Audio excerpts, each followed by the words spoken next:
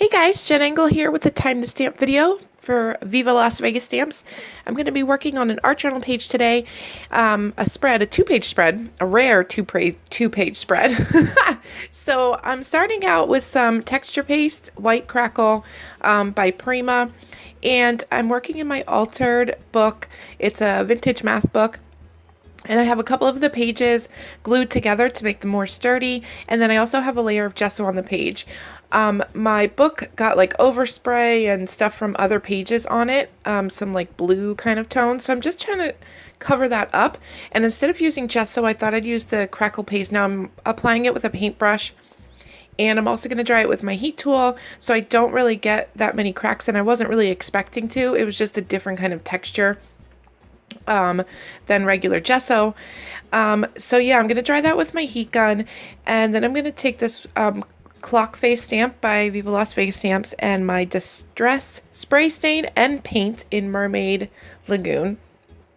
And I'm first going to start out with the paint, and I'm going to put a little bit out on my craft sheet, and I started to put a little bit on the clock, but this stamp has a lot of like open space, and I didn't want the paint to like seep in all those open spaces of like the Roman numerals and stuff. So I'm just going to use a little makeup sponge to apply the color onto my stamp, and then I'm just going to give it a quick spritz with my water bottle and stamp it all over my page.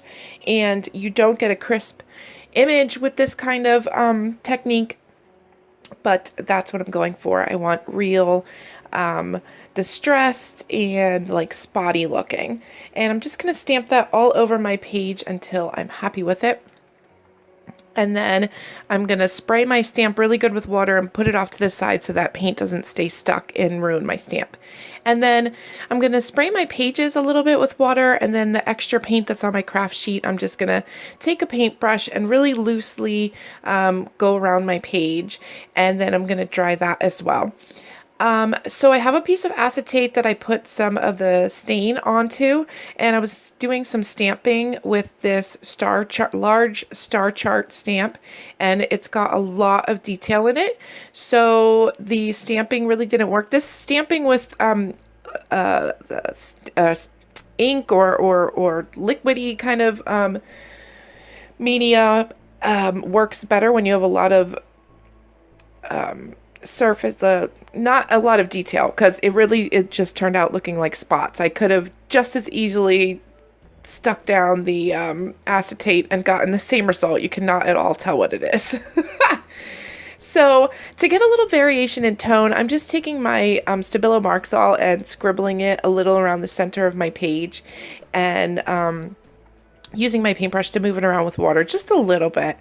And then I'm going to take that same star chart stamp and stamp it with my watering can archival ink, which my ink pad is very, very dry right now, so I get a very light look. And I'm not stamping the entire thing, I'm just stamping like little sections of it, but it's like astrological symbols and this and that. So the detail is really cool up close when you stamp it like that, not whole.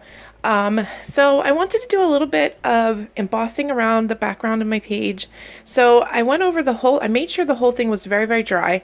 And then I went over the whole thing with an anti-static powder bag tool thing, which I heard is just baby powder. So I don't know. We'll have to try baby powder one day and see if that works.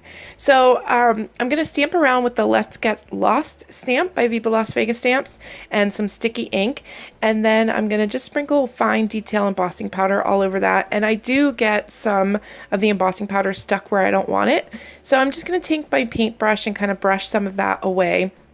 And I'm not really too concerned with it being perfect or getting all of that off, because it is just background texture and it's not that serious if my stamping isn't perfect or if embossing powder gets where I don't want it. And then I'm just going to heat that with my heat tool, but I have to be careful because this is very thin vintage paper, and if I hold it too long in one spot, it makes the pages kind of like bubble out, which I do not want. So I have to keep my heat tool moving.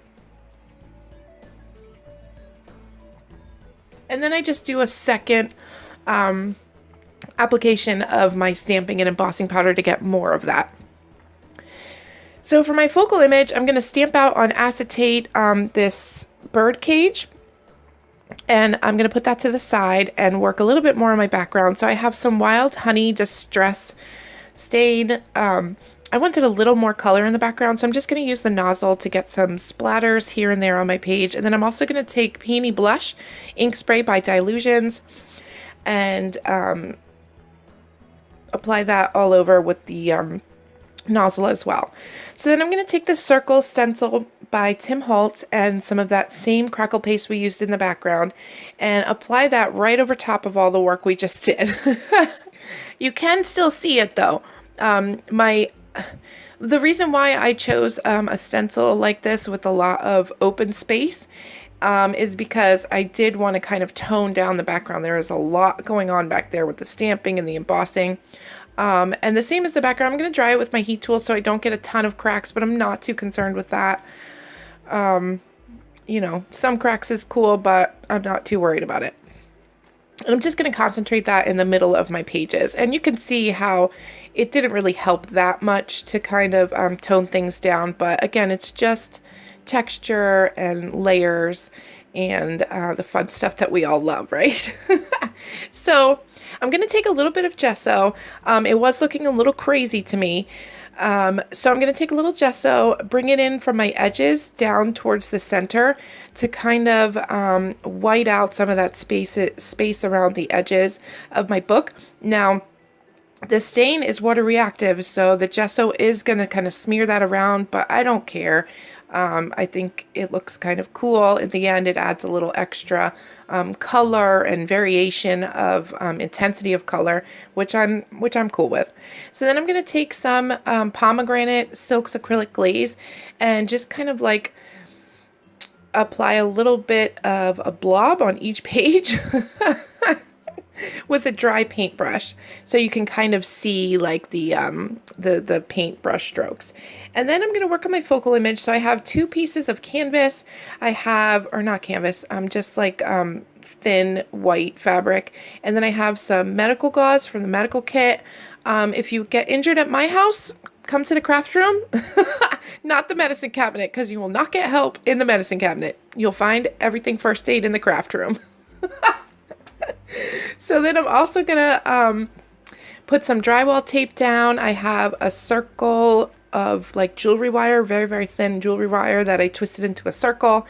And I have my acetate birdcage there, some like branchy things from Tim Holtz. It's a Tim Holtz die that has like all kinds of like branches and stuff on it. And I'm gonna apply a little bit of gesso to the circle drywall tape because it has a little bit of like an off-white color that I don't want. I want it to be white. So I'm just trying to take my gesso and trying to white out just the drywall tape. It does get on other stuff, but I'm trying my best to keep it just on the drywall tape. And then I'm gonna lay down my stuff and add a glob of matte medium. This is the Dina Wakley matte medium, or I guess it's called gel medium, and apply some of that in the center to stick everything down. And then I'm going to take my Tim Holtz tiny attacher to attach that metal piece. It doesn't get all the way around, so I just kind of staple it on the right side, which is fine. It's going to stay put once I put everything down anyway. And I'm also going to stick down my branch. And then I have these like little medallions that I made out of paper clay and like a mold. And they're just like little circles with kind of like a little bit of detail. So I'm just going to stick those down with some gel medium. And I'm going to take this Recollections embossing powder. It's like a mint color with sparkles. I was looking for a name, but I couldn't find one. It's just mint with like sparkles. So I apply a little bit of gel medium to the top of those medallions and then just sprinkle a little bit of that embossing powder just with my fingers. And then I also sprinkle it around the page just a little bit.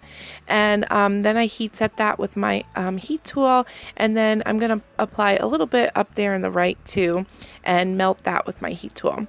And then I'm going to get out some of these, the little ones are called Sparkling Clear Droplets by Cat Scrappiness. and the bigger ones are by Prima, and I think the label says Melange, I think. Yeah, so they're just like clear pieces. They don't add a lot, but it's like a little subtle something in the background.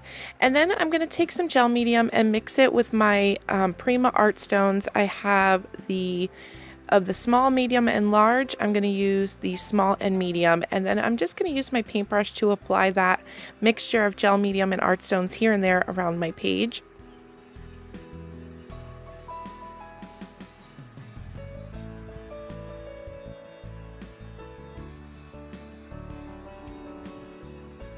And then I'm going to sprinkle on some Recollections brand, what are they called? Little glass beads. And then I decided that I wanted that bird cage on the other side of the page.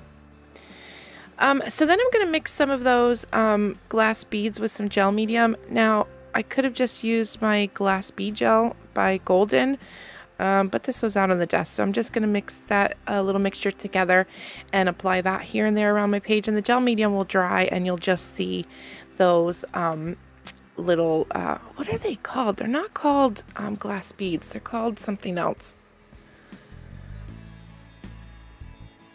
So anyway, I can't remember. I'm going to apply a little bit of glue to like the darkest sections of my acetate so that you can't see the glue that well. You can see it a little bit when you look close up, but as long as I use just a little bit and try to keep it behind some of those darker, more solid areas, it should be fine. And then I'm going to also apply some more of those branches.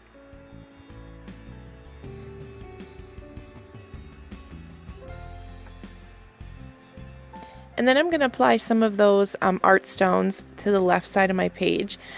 For this side, I'm just putting down my gel medium and then I'm sprinkling the stones into the gel medium instead of mixing it in all together. It gives you a little bit of a different look.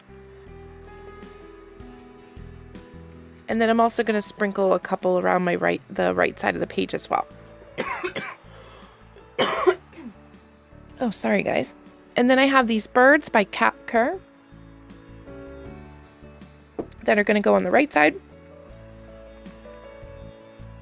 And my right side has a lot less color than the left. I'm going to mix a little bit of that pomegranate silks with water to get some splatters going. And then I'm also going to add some touches here and there with the watery mixture on the right side so it gets a little bit more color, because right now it has a lot less color.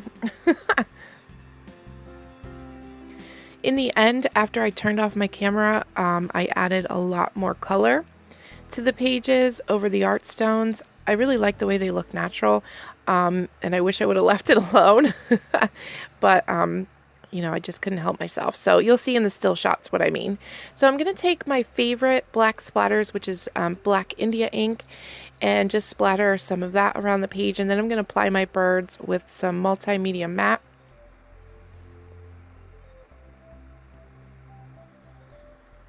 And then I have a phrase sticker by 7 Dot Studio. It says spread your wings. And it is sticky, but there's a lot of texture there, so I'm going to use my multimedia matte to apply that as well to make sure it stays put. I'm going to add some more sparkling clear sequins and those bigger pieces.